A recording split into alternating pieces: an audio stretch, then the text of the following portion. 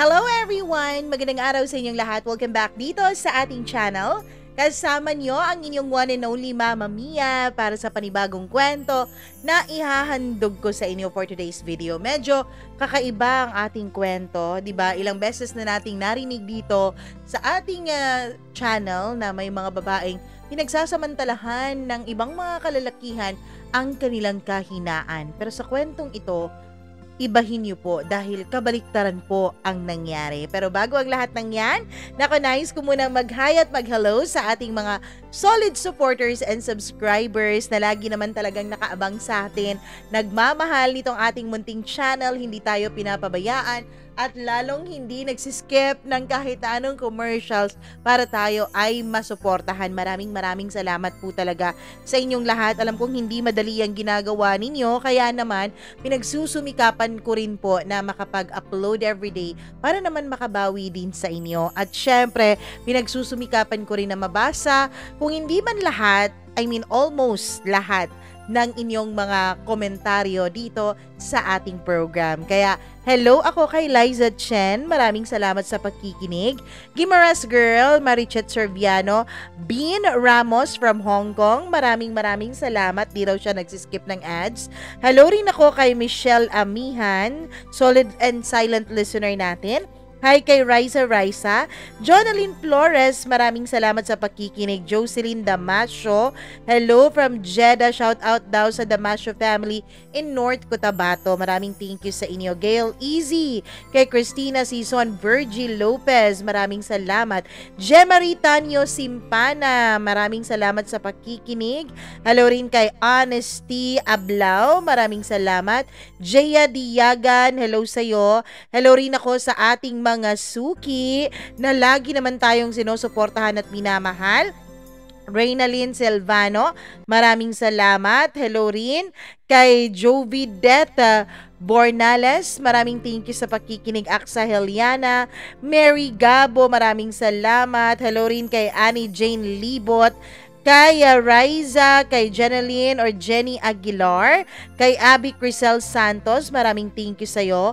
Nora Barido Hamandre, kay Keisha Roth, maraming salamat. Lina Ladeza, hi din ako kay Jeanette Mariano, Bemelin Lumapag, hello sa'yo, maraming salamat. Hi din kay Fernando Caberte, ayun, hello rin ako sa ating suki naman na si Ronnie Lansangan.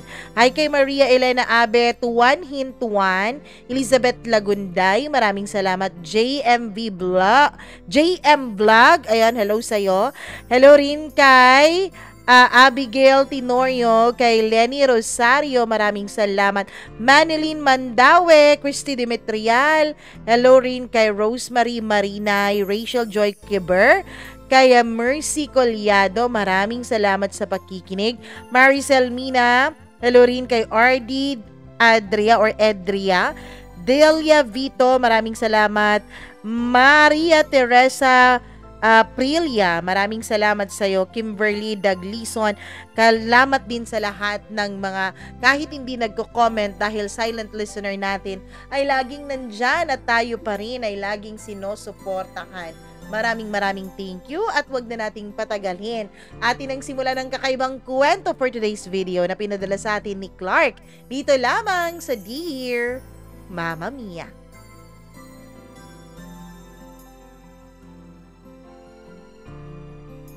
Ang ating mundong ibabaw ay partial pagdating sa mga babae.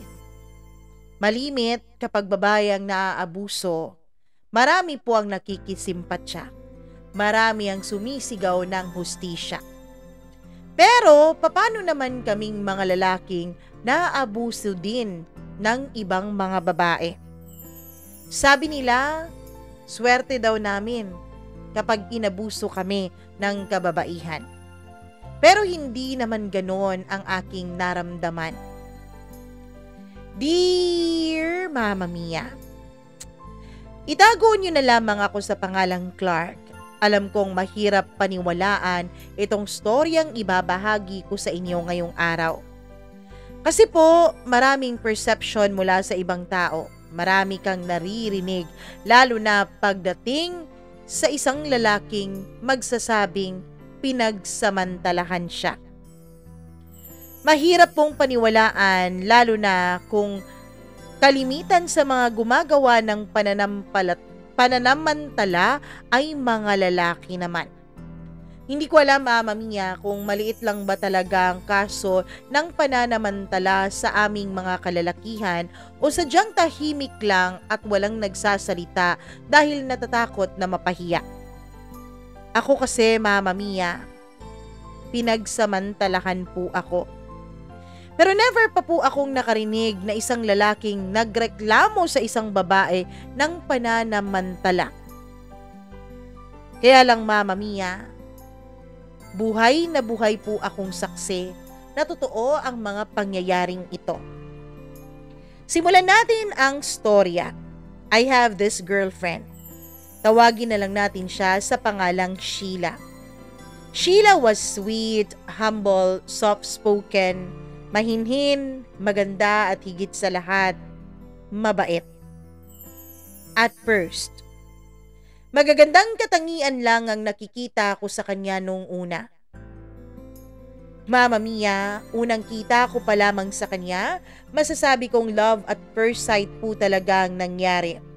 Lalo na at maputi siya, yun talaga ang unang nagugustuhan ko sa isang babae. Yung matingkad ang kutis. Ako naman, dahil chick boy ako nung araw, ay naglalaway po talaga ako sa kanyang ganda. Sa walang pag-aalinlangan ay agad ko po siyang niligawan, Mama Mia. Yes po, chick boy ako.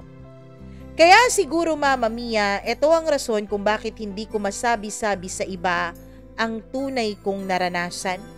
Na pinagsamantalahan ako ng isang babae, lalo't alam ko na sa reputasyon ko sa pagiging chick boy ay wala talagang ni isang maniniwala sa sasabihin ko. To make the story short, ay sinagot ako ni Sheila. Naging kaming dalawa. Mas lalo akong na-in-love sa kanya, Mama Mia, nung nakita ko na kung gaano po talaga siya kabait at gaano siya ka-girlfriend material. Perpektong-perpekto siya bilang isang girlfriend, lalong-lalo na sa isang katulad ko. At that moment, Mama Mia, nasabi ko na sa sarili kong siya na nga talaga siguro. Feeling ko nung mga panahon na yon ay mababawasan o mawawala na talaga ang pagiging chick boy ko. Dahil nung naging kami, sa kanya lang po ako nakaranas nung salitang sinasabi nilang kontento. Kontento po ako kay Sheila, Mama Mia. Simula nung naging kami ay hindi na ako lumingon sa kahit na sino pa mang babae. Kahit sinong maganda pa ang dumating at dumaan sa harapan ko, lagi kong nasasabi na mas maganda pa rin talaga ang girlfriend ko. Mas maganda pa rin si Sheila. In short, Mama Mia, loyal na loyal po ako sa kanya. Kahit nakakakita ako ng napakaraming magagandang babae sa paligid, ay hanggang appreciation lang ako sa mga yon. Hindi ko inisip na susunggaban ko ang pagkakataon kahit pa babae na ang unang namamansin sa akin. Hindi naman po sa pagmamayabang, pero may itsura po akong taglay, Mama Mia. Isang itsurang magugustuhan din naman ng mga kababaihan, kaya siguro may karapatan din naman akong mamili. Ang totoo niyan, kung dati ay may girlfriend ako, tapos kapag may nakita akong type ko ay dinedeskartehan ko, nung kami ni Sheila na ay hindi ko na naisip na pumatol pa sa iba. Sure, hindi naman ako nabulag, Mama Mia. May mga pagkakataon din naman na nakaka-appreciate ako ng ibang beauty. Pero hanggang dun lang yon, hanggang sa nagagandahan lang pero wala nang ibig sabihin yon. Hindi na ako tulad dati na hindi makatulog hanggat hindi ko malaman ang pangalan ng babaeng aking natitipuhan kahit na may karelasyon naman ako. Nakontento talaga ako sa aming dalawa ni Sheila. At first, gaya ng karamihan ng mga relasyon, ay okay pa ang takbo ng lahat. Maganda ang takbo ng aming relationship pero habang tumatagal, Mama Mia, ay meron talagang mga pagdadaanang pagsubok ang kahit na anong klaseng relasyon. At sa amin, nagiging shaky na ang relationship namin at napapansin ko na rin na nag-iiba na ang ugali ng girlfriend ko. Habang tumatagal, Mama Mia, ay parang lumalabas ang tinatago niyang ugali.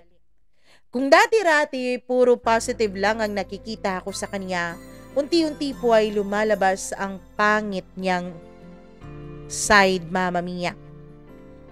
Lumabas ang pagiging selosa niya at ang pagiging maldita niya.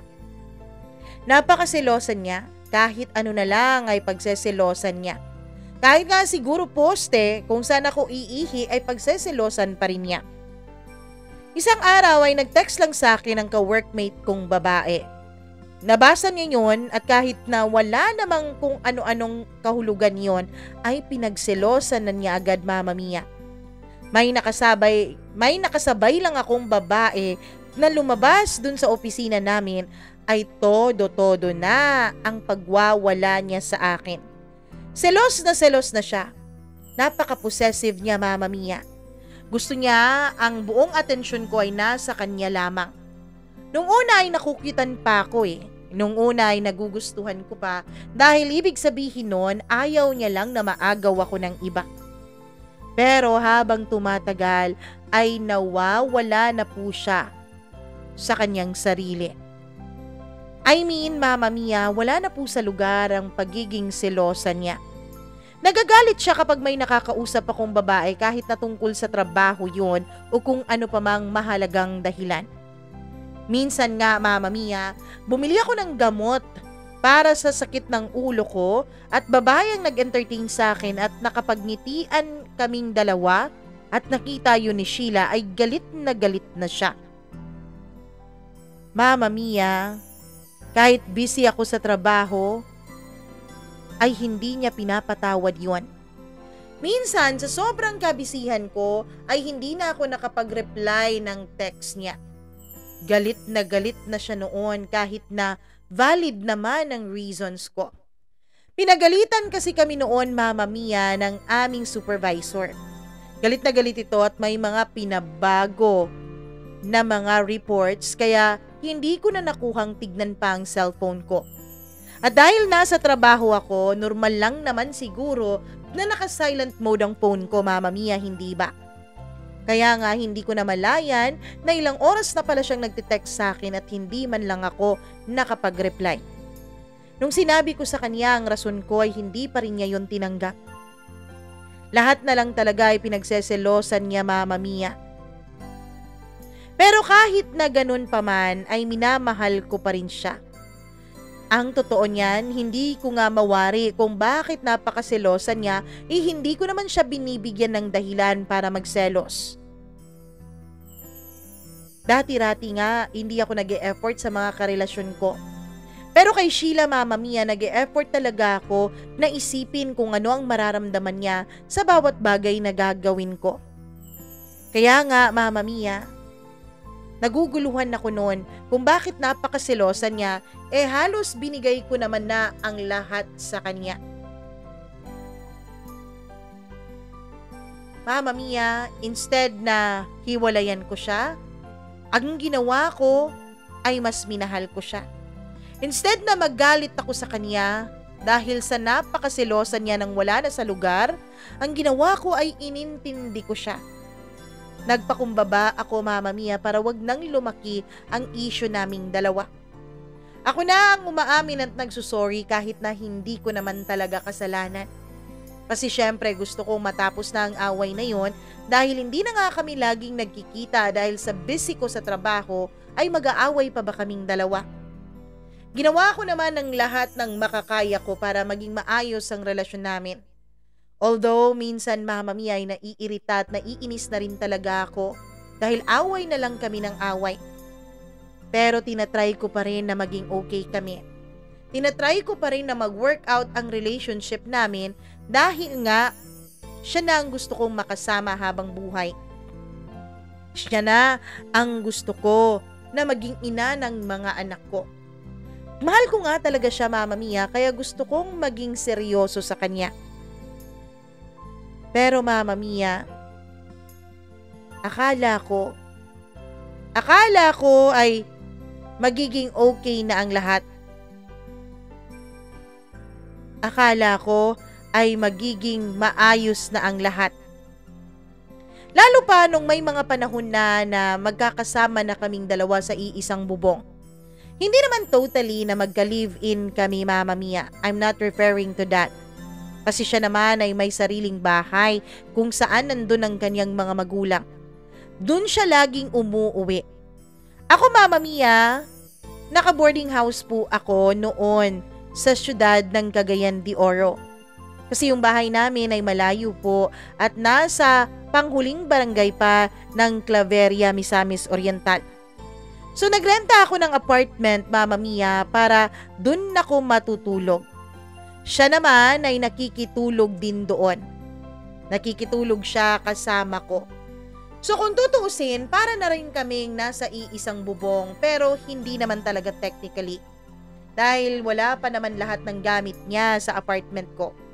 Sure, may mga iilan siyang personal na gamit gaya ng toothbrush, sabon at ibang mga damit, pero karamihan pa rin sa mga gamit niya ay nasa bahay nila. Paminsan-minsan lang din siyang nakikitulog sa apartment ko kapag maayos kaming dalawa.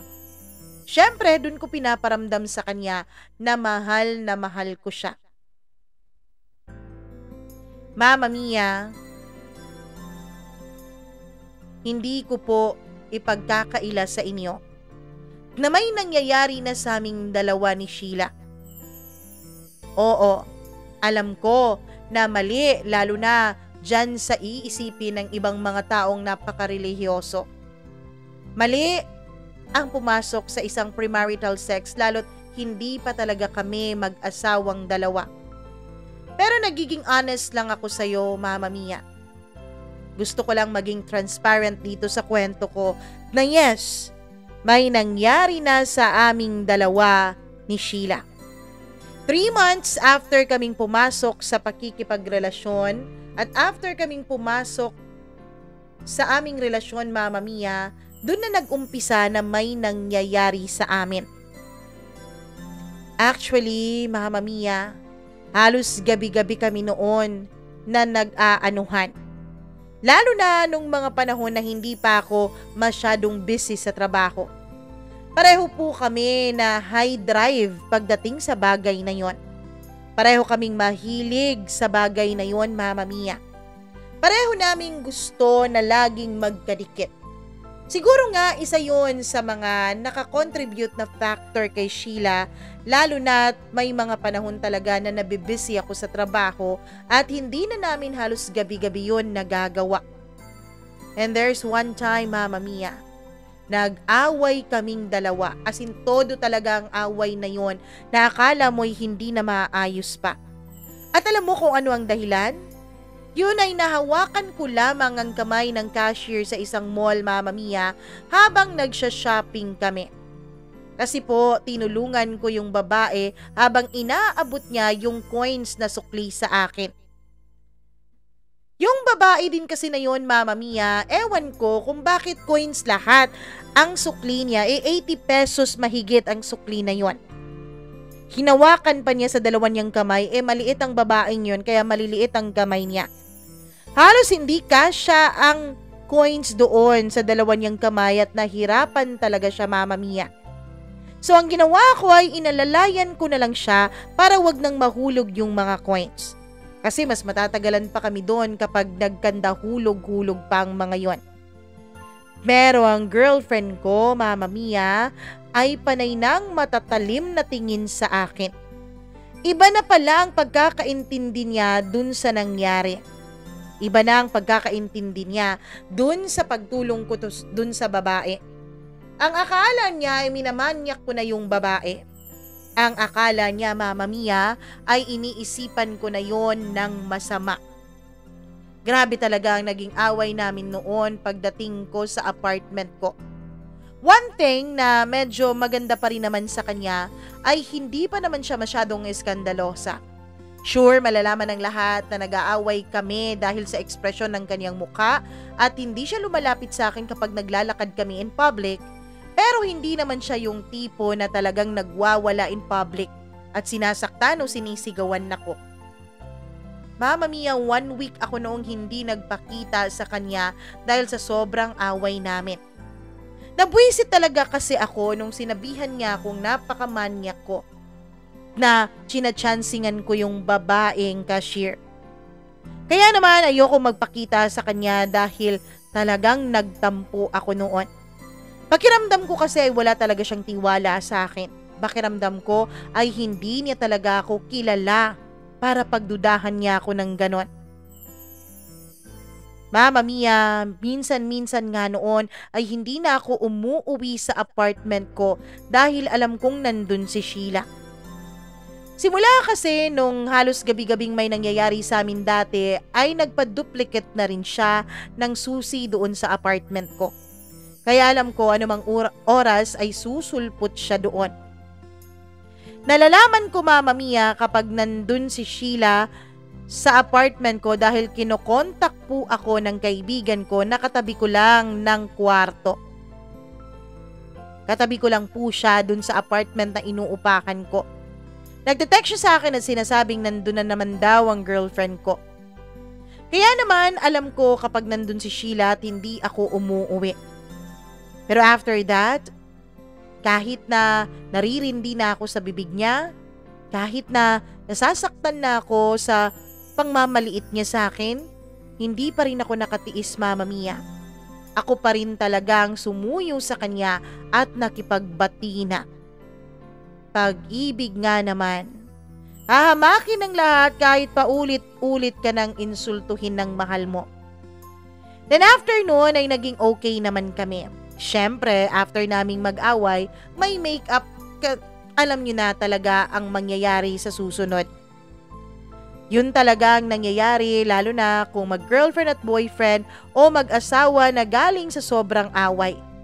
Matinding away, matinding bakbakan ang ending kapag nagkaayusan na. At yun ang nangyayari sa aming dalawa ni Sheila. Pero Mama Mia, during that time, habang nasa kalagitnaan kami ng pagpapasarap sa bawat isa, ay bigla na lang siyang tumigil. Nagulat ako. Hindi pa nga ako nakatanong kung anong nangyari at bakit itinigil niya, sarap na sarap pa naman na ako noon, ay bigla siyang tumayo at may kinuha siya sa kanyang bag. Kumuha siya ng camera recorder Mama Mia. Tapos, binuksan niya yun at tinapat niya ang lens sa aking bedside. Parang nakikita talaga kaming dalawa na nasa bed Mama Mia habang gumagawa ng milagro. Nagulat ako. Tinanong ko pa siya kung para saan yun. Para saan to? Pang remembrance ko, sabi niya. So ako naman, aaminin ko po na medyo nagustuhan ko ang isipin na yun. Alam mo naman kaming mga lalaki kung ano-ano ang naiisip naming mga alam nyo na Mama Mia pagdating sa pakikipagtalik. Mas naging exciting para sa akin na nire-record niya ang pagtatalik naming dalawa. So ayun, pinagpatuloy namin yun at syempre dahil alam kong may camera ay performance level naman talaga ang lolo nyo. Pagkatapos noon ay naging okay ulit ang relationship namin. Naging tahimik ulit Mama Mia. Naging maayos ulit. Hindi na siya masyadong nagsiselos kaya naisipan ko na magandang senyales yon. Siguro mas magiging maayos na ang lahat dahil tapos na kami sa mga bagyo. Yun ang akala ko. Pero one time Mama Mia, may isang gabi na gusto niyang may mangyari sa aming dalawa. Gusto niyang mag-anuhan kami pero tumanggi ako dahil pagod na pagod ako noon. Kasi 1 linggo na akong na-assign noon sa field sa pinagtatrabahuan ko. May sinisurvey kasi kaming land area for a specific project Mama Mia. Napakainit din ang panahon kaya nakadagdag yun sa pagod ko sa trabaho. Pagod na pagod ako Mama Mia, pero gusto niyang may mangyari sa amin ng gabing yon. Pinipilit niya ako pero ako ay hindi talaga nagpadala. Kasi antok na rin talaga ako. Nagulat ako, Mama Mia, dahil nung tumalikod na ako para matulog ay bigla na lang niyang sinuntok ng pagkalakas-lakas ang likuran ko. Nagulat ako dahil hindi naman niya yun ginagawa. Oo, nagiging wild naman siya pero hindi naman siya nananakit ng physical. As in first time po yun. At napakasakit naman talaga. "Buwisit ka!" sigaw niya sa akin bago siya umalis ng kwarto.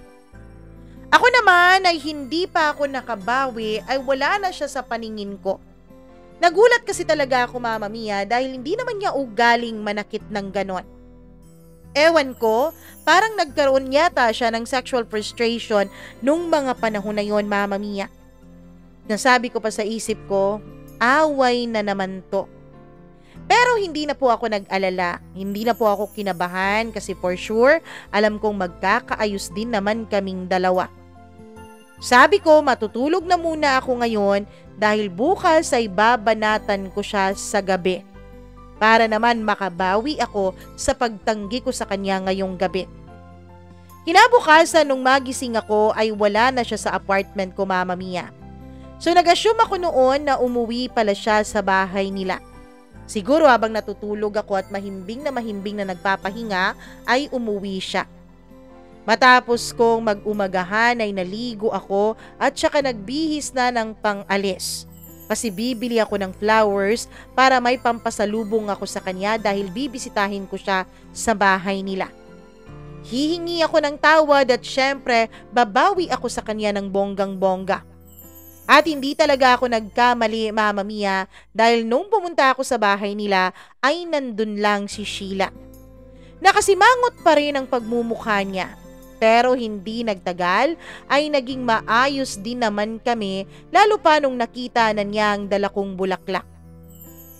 During sa mga oras na nagsistay ako sa kanila, Mama Mia, ay pag-uusap lang ang ginagawa namin. Habang nag-uusap kaming dalawa, habang nagsusweet-sweet kami sa isa't isa, ay biglang may tumawag sa cellphone ko. Si Ma'am Bernadette. Hindi niya tunay na pangalan. Siya po ang head o supervisor namin sa aming department dun sa kumpanyang pinagtatrabahuan ko. Mama Mia, tinawagan niya ako at pinakiusapan na wag na raw muna akong mag-day off sa araw na yon kasi may urgent daw na gagawin sa company. Mama Mia, sabi pa niya sa akin ay bibigyan niya raw ako ng 2 araw na magkasunod na day off para pambawi dun sa pagtatrabaho ko sa araw na yon. Pero nagulat na lamang ako dahil nasa gitna pa lang kami ng pag-uusap namin ni Ma'am Bern nung biglang kinuha ni Sheila ang cellphone ko at itinapon niya ito sa semento, Mama Mia. Nagulat ako. Parang sa araw-araw na dumadaan ay parang mas lalong lumalala ang girlfriend ko, Mama Mia. Tinanong ko siya kung para saan yun, kung bakit niya kinuha ang cellphone ko at binalibag yun. Pero wala po siyang naging sagot. Galit na galit siya, Mama Mia. Kasi isa rin pala sa pinagseselosan niya si Ma'am Bern. Kaidaran lang kasi namin si Ma'am Bern, Mama Mia. Mas maganda din si Ma'am Bern para kay Sheila kesa sa kanya. Pero para sa akin ay mas maganda pa rin ang girlfriend ko. Oo, may kagandahang taglay si Ma'am Bern at hindi ko ipagkakaila yun, pero mas nagagandahan pa rin ako sa girlfriend ko. Nag-away kami noon, Mama Mia. Nag-away kami dahil nga halos masira noon ng cellphone ko. Buti na lang at hindi yung mamahaling cellphone ko ang tinawagan ni Ma'am Bern at yung medyo mumurahin lang. Dahil kapag yung mamahalin talaga ay masasaktan talaga hindi lang ang puso ko kundi maging ang bulsa ko sa pagpapaayos o pagbili ng bago. Mama Mia, naging okay na sana kami pero bigla na naman kaming nag-away dahil doon. Pero kahit na ganoon ay patuloy pa rin ang aming relasyon. Si Sheila ay patuloy pa rin hanggang sa mas lalong lumala ang pagsiselos niya. Lahat na lang ng bagay pinagseselosan niya. Lahat na lang ng tao ay threatened siya, Mama Mia. Almost 3 months na kami noong nag-aaway, halos araw-araw dahil sa selos. Ang gusto pa niya noon, Mama Mia, ay tumigil na ako sa pagtatrabaho ko dun sa aking pinagtatrabahuan dahil ang sabi niya ay wala raw siyang tiwala sa mga tao sa paligid ko doon. Which is tinutulan ko talaga, Mama Mia. Dahil bukod sa magandang pasahod sa kumpanyang yon, alam ko kasing mahirap talagang maghanap ng bagong trabaho, lalo na't hindi naman po ako nakapagtapos ng college. College level lamang ako at hindi college graduate, kaya alam kong mahihirapan ako sa paghahanap ng panibagong trabaho. Selos na selos siya. Sino raw ang kinawiwilihan ko dun sa kumpanya at bakit ayaw ko raw umalis? Hindi niya talaga maintindihan, Mama Mia, na kaya ayokong umalis ay dahil yun lang naman ang trabahong alam ko. Maganda din naman ang pasahod doon at nakakatulong ako sa pamilya ko, kaya naman isang malaking kalokohan na lang talaga kung aalis ako sa trabahong yun. Wala din naman siyang dapat ipagselos dahil wala naman akong ginagawang masama. Pero hindi pa rin siya nagbabago. Nagiging maayos lang kami ng sandali tapos eto na naman at magsiselos na naman siya. Hanggang sa nagsawa na ako sa ganong setup, Mama Mia. Feeling ko kasi ay parang nasasakal na ako sa sitwasyon namin. Ang toxic na ng relationship namin. Away na lang kami ng away kahit ang liliit lang naman ng rason at pwede naman sanang pag-usapan ng maayos. Konting kibot, away na agad. Maliit na rason, pinalalaki niya lalo na kapag nagsiselos na talaga siya. Ang pagsiselos niya talagang malaking dahilan kung bakit umaabot ng ilang araw ang away naming dalawa. Hanggang sa nagising na lamang ako na naramdaman kong nagsasawa na ako sa ganitong uri ng sitwasyon. January 23 of 2018, Mama Mia, nagdesisyon akong tuluyan ng hiwalayan si Sheila. Pero hindi pa rin naman yun nangyari. Habang nagkakadiskusyonan at nag-aaway kaming dalawa dahil gusto niya talaga na umalis ako doon sa pinagtatrabahuan ko, ay nasabi ko sa kanya ang mga salitang, mag-break na lang tayo. Doon ay mas lalo siyang nagalit, ayaw niyang makipaghiwalay sa akin. Pero ako nun, Mama Mia, ay desidido na ako. Mahal ko pa si Sheila, don't get me wrong. Hindi po nawala ang pagmamahal ko sa kanya, kaya lang nakakasakal din ang ganong uri ng relasyon. Kahit na mahal ko siya at magkasama kami ay hindi na po ako masaya, kaya desidido na noon ako na tapusin na ang lahat sa aming dalawa. Grabe ang iyak niya at nagmamakaawa pa siya sa akin na wag ko raw siyang hiwalayan. Pero hindi ako nagpatinag noon, Mama Mia, at sinabi ko na break na tayo. Pagkatapos kong sabihin yon ay aalis na sana ako, Mama Mia. Nasa may isang dike po kami doon sa barangay kung saan ang bahay ni na Sheila. Nag-uusap kami, Mama Mia. Pababa na sana ako noon sa hagdan nung dike dahil uuwi na sana ako sa apartment ko nung bigla siyang sumigaw, Mama Mia, at sinabi niyang, "Sige, gusto mong hiwalayan ako? Sige, hiwalayan mo ako at ikakalat ko yung malaswa nating video." Naaalala mo pa ba? 2 pagkakataon tayong nag-video habang may nangyayari sa ating dalawa, di ba? Bigla akong napatigil at nilingon ko siya, Mama Mia. Natakot ako sa pwedeng mangyari kung kakalat ang video naming dalawa. Alam ko kasi na hindi lamang ako ang maaapektuhan. Hindi lamang ako ang mapapahiya, kundi maging ang pinagtatrabahuan ko, pati na rin lalo ang pamilya ko. Napakalaking kahihiyan yon at may posibilidad pa na matanggal ako sa pinagtatrabahuan ko. Kasi, Mama Mia, meron pong rules and regulations dun sa company namin na as an employee, dapat ay sumunod ka sa mga moral and ethical standards ng kumpanya. Wala akong nagawa noon. Para po akong trap sa sitwasyon, kaya nakipag-usap ako sa kanya at nakipag-settle na lang ako at nakipagbalikan. Pero deep inside, Mama Mia, hindi na po talaga ako masaya sa desisyon ko na yon. Hindi ko na po gusto na ipagpatuloy pa ang relasyon namin kahit na mahal ko pa si Sheila dahil nakikita ko ang nakakatakot niyang pag-uugali. At dahil doon ay unti-unti pong nababawasan ang pagmamahal ko sa kanya. Dahil nga sa sitwasyon na pakiramdam ko ay napipilitan na lamang ako na manatili sa relasyon naming dalawa. Obsession na ang nararamdaman ng girlfriend ko sa akin.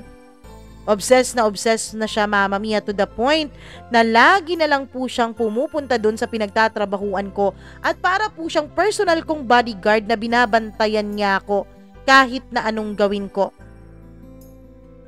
Mama Mia, binabantayan niya ako dahil natatakot siya na baka may iba na raw ako sa pinagtatrabahuan ko, which is wala naman talaga. Iniisip niya, Mama Mia, na may iba na raw ako dahil nagkaroon ako ng lakas ng loob na banggitin sa kanya noon ang mga salitang mag-break na tayo. Ang totoo niyan ay natanggal pa nga si Sheila sa pinagtatrabahuan niya dahil 10 days na siyang absent at awol sa kababantay niya sa akin sa labas ng kumpanyang pinagtatrabahuan ko. May one time, Mama Mia, na paglabas ko ay may nakasabay po akong isang babae na lumabas dun sa kumpanya. Kahit na nagtanong lamang ang babaeng yun kung magkano raw ang balance niya sa co-op namin, dahil ako naman ang tiga-kolekta ng mga bayad ng members, Mama Mia, ay iniba na ni Sheila ang pagkaintindi niya doon. Paglabas ko ay nagulat ako, Mama Mia, dahil bigla niyang hinila ang buhok ng babaeng nakasabayan ko at saka sinabunutan niya ito. Buti na lang talaga at may mga tumulong sa aking mga workmates ko para matigil ang ginagawa ni Sheila. Kasi nagsabunutan na talaga silang dalawa dahil yung babae ay lumaban din sa girlfriend ko. Napatawag tuloy ako nun sa HR, Mama Mia, nung time na yon. At talagang nahihiya akong hingi ng sorry dun sa babaeng yon. Grabe, gustong gusto ko na talagang iwanan noon si Sheila. Naiinis na talaga ako sa kanya, tuluyan nang nawala ang natitirang amor ko para sa kanya. Pero takot po ang nangingibabaw sa akin. Takot na baka ipagkalat niya yung video naming dalawa. May isang pagkakataon pa noon, Mama Mia, na natsyempuhan ko dun sa bahay nila ang camera recorder niya. Pero pagtingin ko doon ay wala doon ang kaniyang memory card kung saan nakastore ang video namin. Nang ginagawa mo dyan? Hinahanap mo ba yung memory card ko? Kahit makita mo pa yon, may marami na akong kopya nun. Kaya pwede ko pa rin ipagkalat yon kahit kailan ko gusto. Mama Mia, dito ko na nakita na talagang peki lamang ang mga pinakita sa akin ni Sheila nung mga unang buwan ng aming relasyon. Peke lamang ang nagustuhan ko sa kanyang mga pag-uugali at katangian niya. Wala pa rin namang nagbago sa samahan naming dalawa kahit na wala na akong nagawa kundi sundin ang lahat ng gusto ni Sheila. Liban lamang syempre sa pagre-resign ko dun sa kumpanya. Away pa rin kami ng away. At kung nag-aaway talaga kami, Mama Mia, at naiinis ako sa kanya at nababanggit ko ang mga salitang maghiwalay na tayo, lagi niyang ipinanlalaban sa akin yung aming mga malalaswang videos. Sinubukan ko naman talaga yun na i-delete pati rin sa laptop niya at sa iba pang mga devices niya, Mama Mia. Pero, meron pala siyang ibang mga kopya. May Google account kasi siya na napakarami at sinave pala niya doon sa Google Drive lahat ng videos namin. At wala po akong access doon dahil lagi niyang nilalog out mula sa kanyang mga devices at sa laptop niya ang kanyang mga Google account. So wala pa rin akong nagagawa. Inis na talaga ako sa kanya, Mama Mia. Wala na akong gana pa sa relasyon naming dalawa. Ni hindi na nga ako nag-e-effort para sa relasyon namin. Hindi na ako tulad dati na bumibili ng bulaklak para sorpresahin siya. Binabati siya kapag monthsary namin. Ngayon ay wala na akong pakialam. Oo, magkarelasyon pa rin kami, pero hanggang dun na lang yon. Wala na yung pagmamahal na nararamdaman ko sa kanya.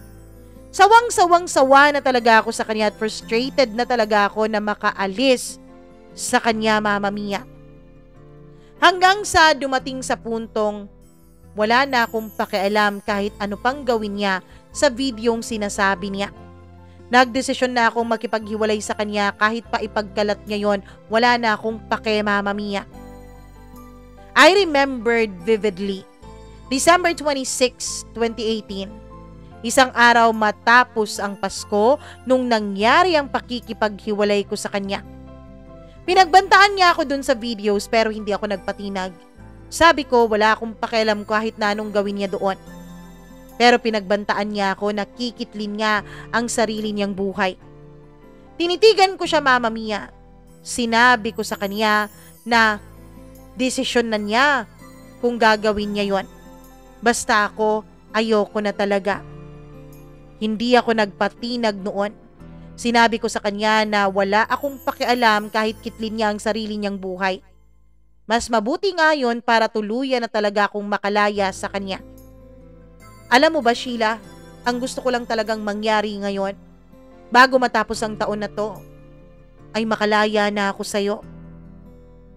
After noon ay wala talaga siyang nagawa. Kahit anong pagmamakaawa at pagluhod pa niya sa harapan ko ay hindi na talaga ako nagpatinag. Nung umalis siya sa harapan ko, Mama Mia, ay para po akong nabunutan ng tinik. At last, nakalaya na rin ako mula sa mga kuko niya. Nakalaya na rin ako mula sa pagkakasakal niya. Nagantay pa ako na kumalat yung mga sex videos namin. Pero dumating na ang February of 2019 ay wala pa po akong nababalitaan. Lagi pa rin siyang lumalapit-lapit sa akin. Nakikiusap na makipagbalikan pero hindi na talaga ako nagpadala pa. Ayoko na talaga sa kanya. Until February 14 of 2019, Valentine's Day. Bumili ako ng flowers kasi may bago po akong nakilalang babae na hindi ko na lang papangalanan dito. Inaya ko po siyang makipag-date sa akin kasi nga Valentine's, which is maganda dahil umoo din naman siya. Bumili ako ng bulaklak at saka teddy bear. Umuwi muna ako sa apartment dahil kailangan kong maligo at magbihis ng magandang outfit tsaka na rin magpabango dahil nagpapa-impress ako dun sa babaeng bago kong nakilala. Dahil kagagaling ko lang po noon sa trabaho kaya kailangan ko talagang magbihis at maligo para naman hindi ako haggard tignan. Mama Mia, nagulat na lamang ako nung pagpasok ko sa apartment ko ay biglang may tumama sa ulo ko. Para po akong hinampas ng kung anong napakatigas na bagay na napakasakit naman talaga. Natumba ako at dahil sa sobrang sakit, Mama Mia, ay nawalan po ako ng malay. Narinig ko na lamang na sumara yung pintuan sa apartment ko. At noong pinipilit kong buksan ng mga mata ko ay nakita kong si Sheila pala ang nandun at may bitbit pa siyang 2x2 na kahoy na siyang pinampukpok niya sa akin. Hanggang sa umupo siya sa tabi ko sa may sahig, Mama Mia. Ako noon ay hilong-hilo na sa sobrang sakit na naramdaman ko. Hanggang sa bigla siyang may itinakip sa bibig at ilong ko, Mama Mia. At after niyang itakip sa akin yun, ay talagang nawalan ako ng malay ng tuluyan at naging madilim ang buong paligid para sa akin. Nung nagising ako ay nakita ko na lamang ang sarili kong nakahiga na sa kama. Yung dalawa kong kamay, Mama Mia, ay nakagapos na sa may headboard ng kama ko. Ang bibig ko ay may nakalagay pong panyo. Maayos ang pagkakabuhol ng panyo para hindi po ako makasigaw. Nakita akong lumabas galing sa CR si Sheila at nakatawel na lamang siya, Mama Mia. Doon ko pa naramdaman na wala na pala akong ni kahit na anong saplot. Hubot-hubad na ako noon na nakahiga sa kama. Mama Mia, kahit alam kong hindi niya ako maiintindihan, ay tanong pa rin ako ng tanong noon kung bakit ginagawa niya sa akin to. Pero siguro wala talaga siyang maintindihan sa mga pinagsasabi ko dahil bukod sa panyo ay may tela ring nakapasok sa bibig ko. Nakita kong bising-busy siya na may tinitignan sa cabinet ko, Mama Mia. Hindi siya nagbihis, pero parang may ginagawa siya doon sa loob ng cabinet ko. Pagkatapos ay lumabas siya sa kwarto ko. After siguro approximately 5 minutes ay bumalik siya. May dala na siyang 2 bote ng Red Bull at may syringe din, Mama Mia, na parang may laman. Kinabahan ako noon. Nung umpisa ay kinakabahan ako. Hanggang sa natanggal ang telang nakalagay sa bibig ko. Bullshit, Sheila. Ano to? Bakit mo ako iginapos? Anong gagawin mo sa akin, ha? Tanong ko sa kanya kahit na hindi naman diretso ang pagsasalitang yon dahil may panyo pang ang nakaharang sa aking bibig. Kung hindi ka magiging akin kasi matigas ang ulo mo, pues, igagapos na lang kita para hindi ka na makaalis sa piling ko. Sabi pa niya nang umiti-ngiti na parang isang baliw. Nababaliw ka na ba, Sheila? Wala nang tayo. Tanggapin mo na lang ang katotohanan yon. Hindi mo na ako pag-aari. Hindi na ako masaya sa pagsasama natin at alam kong ganun ka rin. So please leave me alone, pwede ba? Pakiusap ko sa kanya. Sa tingin mo, Clark, ganun lang kadali ang lahat? Sagot niya sa akin habang tinitignan ako ng masama. Clark, mahal na mahal kita. Hindi ko kayang mawala ka. Please, bumalik ka na sa akin. Sabi niya na para bang nagmamakaawa pa noon, Mama Mia. Mahal mo ako? Pwes ako, wala na akong pagmamahal sa'yo dahil napaka-toxic mong tao. Sagot ko. Pagkakamali ko yun, Mama Mia, dahil parang dun na naggalit ng tuluyan si Sheila. Binuksan niya yung 2 bote ng Red Bull. Ganun pala, ha? Sabi niya. Habang dun, Mama Mia, ay hinawakan niya ang ulo ko. Pinosisyon niya yung Red Bull, Mama Mia, na parang pinapainom niya sa akin. At hindi nga ako nagkamali. Pinainom nga sa akin yung 2 Red Bull na yon. Mama Mia, hindi ko akalain na hinhin ni Sheila nung una kaming magkakilala ay napakalakas pala talaga niya. Doon ay hindi na ako nakaresist sa kanya dahil mahigpit na mahigpit ang pagkakatali niya sa mga kamay at paa ko sa lahat ng corner dun sa kama ko. Ang kamay ko, Mama Mia, ay nasa magkabilang gilid ng headboard ko. Ang 2 paa ko naman ay nasa magkabilang gilid ng paanan ng kama ko. Naubos niya talaga sa pagpasok sa bibig ko ang 2 Red Bull, Mama Mia.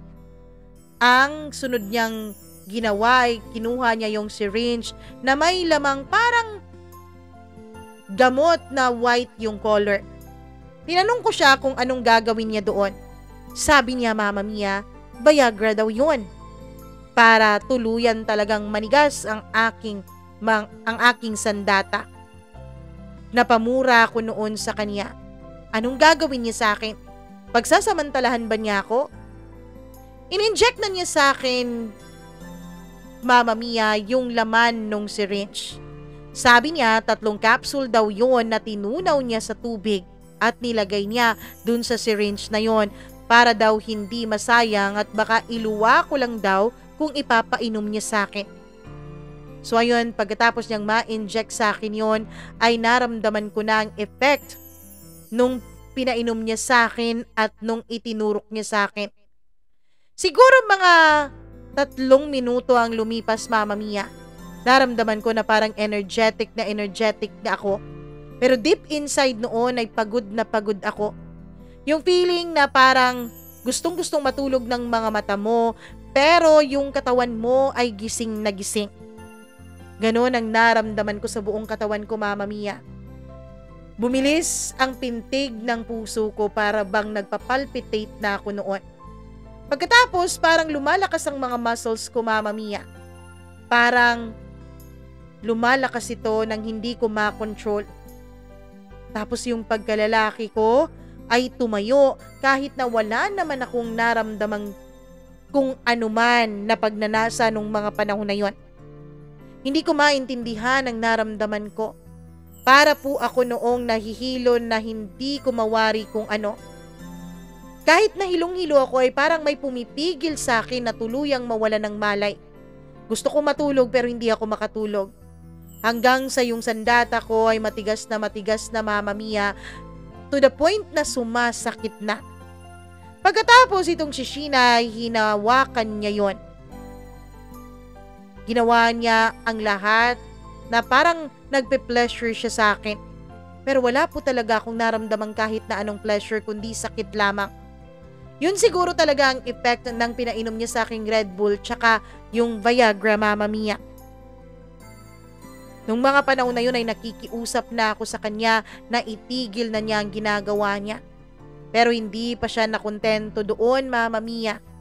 Binalik niya yung telang natanggal kanina sa bibig ko at saka inayos pa niya ang pagkakabuhol ng panyo sa likuran ng ulo ko.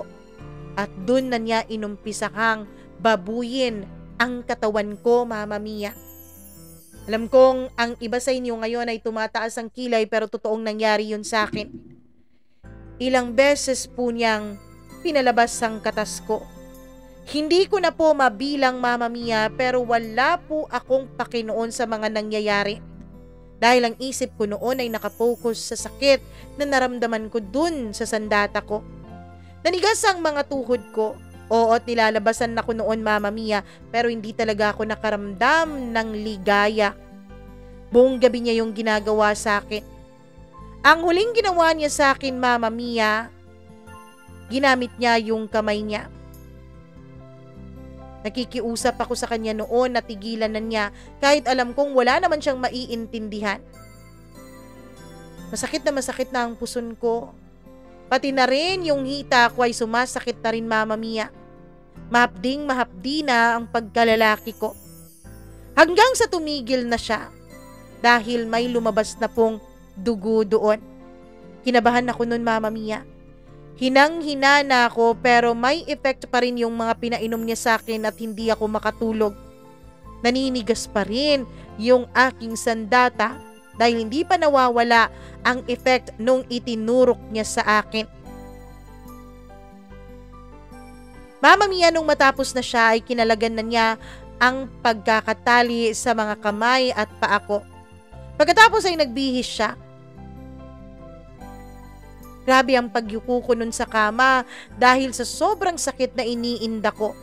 Nagpapalpitate pa rin noon ang puso ko at hindi ko maintindihan talaga ang nangyayari sa akin. Hanggang sa namalayan ko na lamang na lumabas na siya pero bago pa siyang tuluyang lumabas sa kwarto ko ay nagsalita siya. Salamat sa pleasure ha, eto na ang huli. Dahil hindi ka na nagpapatinag para makipagbalikan sa akin eh. At least ngayon may remembrance tayo sa isa't isa. At least ngayon hindi mo ako makakalimutan. Huwag mo sanang isiping pinagsamantalahan kita. Dahil alam ko naman nasarapan ka rin sa mga ginagawa ko kaya huwag kang mag-inarte dyan. Sige bye. Sabi niya at tuluyan nang umalis. Hindi ko na namalayan na naiyak na pala ako ng tuluyan noon. Umiiyak ako sa sobrang sakit sa iba't ibang parte ng katawan ko, Mama Mia. Pati na rin doon sa mga pinagsasasabi niya. Tumayo ako dahil lalabas ako at hihingi ng tulong pero nahihirapan po akong maglakad. Sigaw ako ng sigaw, Mama Mia. Buti na lang at dumating yung kaibigan ko na katabi ko lang ng apartment at pumasok siya sa kwarto ko. Tinulungan niya ako at sinabi ko sa kanya ang mga nangyari pero tumawa lang siya, Mama Mia. Lalo na dun sa parting sinabi kong pinagsamantalahan ako ng ex-girlfriend ko. Pero nung nakita niyang seryoso ako at ngumingiwi pa ako sa sobrang sakit, ay naniwala din naman siya. Tawa siya habang nakatingin sa akin. Inalalayan niya ako sa pagtayo at sa paglalakad dahil hindi ko talaga kayang mag-isa dahil sa sobrang sakit, Mama Mia. Hindi siya makapaniwala, Mama Mia.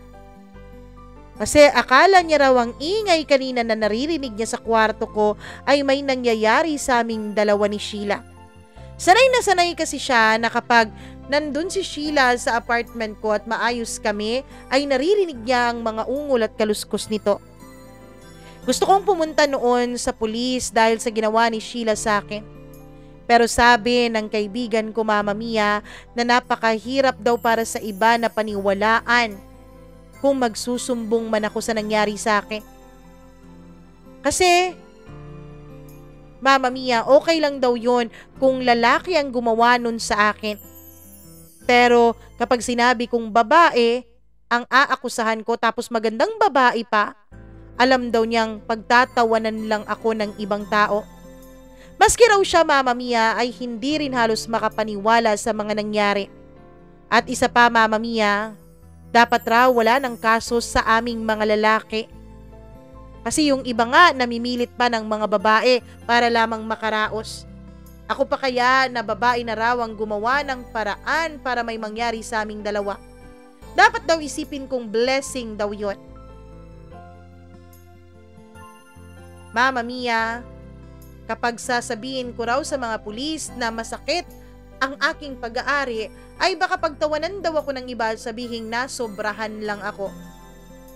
Na-realize kong tama ang mga sinabi niya sa akin. Baka walang maniwala sa akin, Mama Mia. Ang akin lang naman noon ay pinilit ako.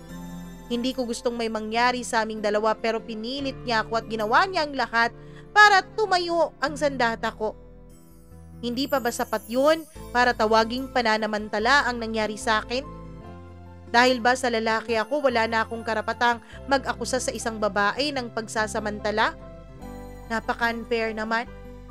Pero hindi pa rin ako nagsumbong sa mga pulis after nun, Mama Mia, dahil baka mapahiya lang ako. Hindi na rin ako nagpa-doktor dahil ayokong makita ang itsura ng doktor kapag inaakusahan niya kung baka napasobra lang ako sa pagpapaligaya sa sarili ko. In short, ayoko pong mapahiya. Ininda ko na lang mag-isa ang sakit nun, Mama Mia. Ilang araw po akong nahirapang lumakad ng maayos. Napakasakit umihi, Mama Mia. Pati na rin, ang pagkalalaki ko ay masakit na masakit pa rin. Almost 2 weeks bago po ako tuluyang naging okay. Hindi po ako fully na naging maayos, Mama Mia. Natanggal din ako noon sa trabaho dahil hindi na ako nakapasok ng 2 linggo. Hindi ko kasi masabi-sabi sa kanila ang totoo dahil alam kong pagtatawanan nila ako. Nahihiya ako magsabi kung anong masakit sa akin. Nilagnat pa ako ng todo nung time na yon. Na-depressed din ako sa nangyari sa akin. Ang kaibigan ko lang ang nakakaalam ng lahat. Hindi ko pinaalam sa pamilya ko, Mama Mia, dahil lagi pa rin akong pinagtatawanan noon ng kaibigan ko. Siya nga na best friend ko ay pinagtatawanan niya ako, paano pa kaya yung ibang tao? Siya na nga lang ang nakakaalam ng nangyari sa akin ni hindi pa niya ako magawang damayan ng totoo. Hindi po madali ang nangyari sa akin tapos pinagtitripan pa niya ako. Pero hindi ko na lang siya inaway dahil siya lang po ang meron ako noon na umaalalay sa akin. Mama Mia, naging okay din naman ako pagkatapos nun. Pero minsan po ay sumasakit pa rin talaga ang puson ko at ang pagkalalaki ko. Hindi naman lagi, pero may mga pagkakataong umaandar po ang sakit. Lalo na, Mama Mia, kapag nakakaramdam po ako ng pagnanasa. Kapag naninigas po siya ay sumasakit po siya. Mula po nang nangyari yun, Mama Mia, ay hindi na po ako nagmariang palad dahil nasasaktan talaga ako. Though hindi na siya gaya ng dati na sobrang sakit at hindi ako halos makalakad kapag umaandar yung sakit, pero masakit pa rin. Hindi pa po ako nagbubuhat ng mga mabibigat, Mama Mia, dahil kapag ginagawa ko yun ay sumasakit po siya. Hanggang ngayon ay wala pa rin pong ibang nakakaalam tungkol sa nangyari sa akin kundi ang kaibigan ko. Ang masakit nun, Mama Mia, ay nagpe-pretend pa ako na wala lang ang nangyari sa akin, lalo pa kapag ako ay kanyang kinakantsawan. Natatakot din akong pumunta sa doktor dahil hindi ko po alam kung kakayanin ko kapag nalaman ko kung anong naging komplikasyon sa ginawa sa akin ng ex-girlfriend ko. Ngayon, Mama Mia, ay sumulat po ako nitong kwento ko para dito ko ilabas lahat ng naramdaman kong sakit. Napakahirap maging lalaki. Maski ako, Mama Mia, kino-question ko ang sarili ko. Ano ba talaga yung nangyari sa akin? Pananamantala ba yun? Kasi feeling ko, Mama Mia, sa mga pangyayari na ito, parang sa babae lang applicable ang pananamantala. Pero sa kaso ko, alam ko pong mahirap paniwalaan, lalo na pagdating sa ibang tao. Mahirap paniwalaan na isang babae ang nanamantala sa isang lalaki. Hanggang ngayon ay wala pa po akong matinong trabaho. Meron po akong trabaho online, Mama Mia, pero hindi naman lagi yon. Disappointed na rin ang mga magulang ko sa akin. Inisip ko nung mga panahon na yon, ano kayang mangyayari sa kinabukasan ko? Ilang taon na rin ang lumipas, Mama Mia, pero hindi pa po ako nagkaroon ng panibagong girlfriend. Sure, meron po akong mga nagugustuhan, pero hindi ko naman alam kung matatanggap nila ang aking mga pinagdaanan. Hindi ko alam, Mama Mia, kung may tatanggap pa ba sa akin at kung may maniniwala ba dahil ang sabi nga ng kaibigan ko ay parang nonsense pakinggan yung sitwasyon ko. Dahil lagi pong iniisip ng karamihan na walang epekto sa aming mga lalaki ang mga ganong pangyayari sa aming buhay. Kung dignidad lang ang pag-uusapan, Mama Mia, pakiramdam ko ay mas mawawalan pa ako ng dignidad kapag sinabi ko sa iba ang nangyari sa akin. Napakaraming mawawala sa akin.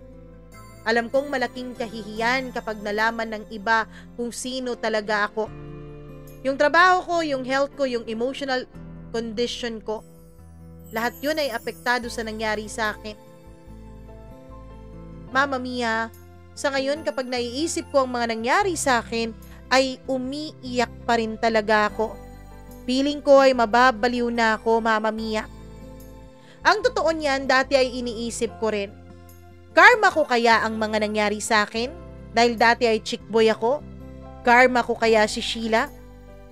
Hanggang dito na lang dahil alam kong medyo napahaba na ang pagkukwento ko. Mama Mia, 6 na taon na ang lumipas.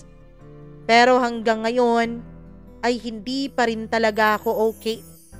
Dinadasal ko na lang talaga sa may kapal na sana maging maayos na ako ng tuluyan. Sana bukod sa physical ay maging maayos na rin ang emotional disposition ko dahil talagang apektado ito dahil sa nangyari sa akin.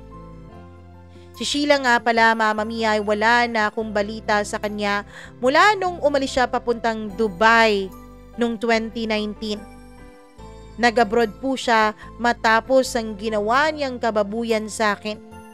Hindi na rin siya nag-reach out sa akin mula noon, Mama Mia. Mula nung ginawa niya yun sa akin. Di ko alam na may mga babae palang katulad ni Sheila.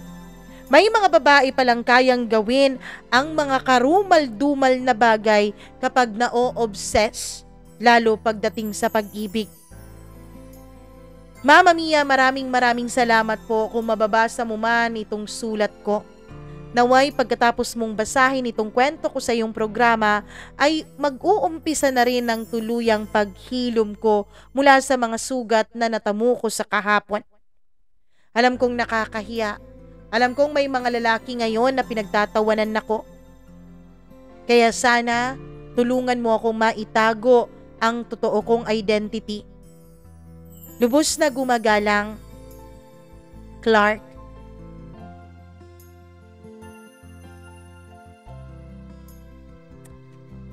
Grabe naman ang nangyari sa'yo, Clark. Sobra-sobra, no? Parang hindi ko naman masasabing ano yun, parang ano ba yun, karma dun sa mga pagiging chick boy mo. Hindi mo naman sinabi sa akin kung marami ka bang nasaktan. Pero dun tayo mag-focus sa kay Sheila. Grabe talaga, walang pinipiling gender kapag nasaktan ng isang tao. Kapag nasaktan ka talaga ng sobra, kapag nababaliw ka na sa sobrang pagmamahal, sobrang pagka-obsess mo sa isang tao, hindi mo na talaga namamalayan na mali na ang mga ginagawa mo.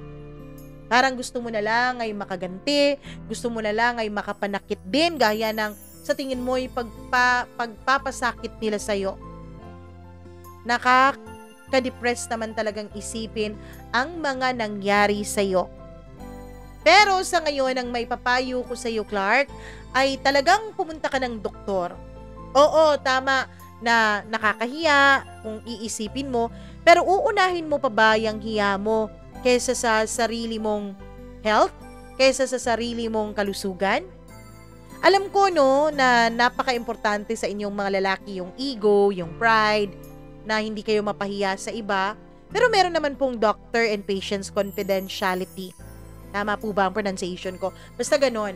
May confidentiality naman sa bawat pasyente at doktor, at alam ko namang hindi nila ipagsasabi yun.